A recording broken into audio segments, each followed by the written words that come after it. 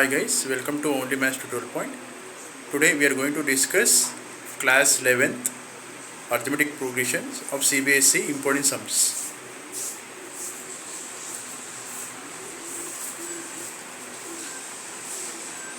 Show that the sum of m plus nth term and m minus mth term of an AP is equal to twice the mth term. Show that the sum of m plus n and m minus n term of an AP is equal to twice the mth term. So what is general term of an AP? General term of an AP is an equal to a plus n minus 1 into d. So m plus nth term is a plus m minus 1 into d, that is equation 1.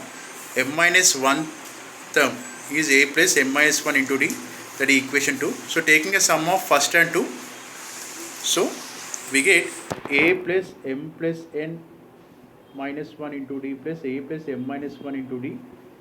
So we need to convert in general term of an AP.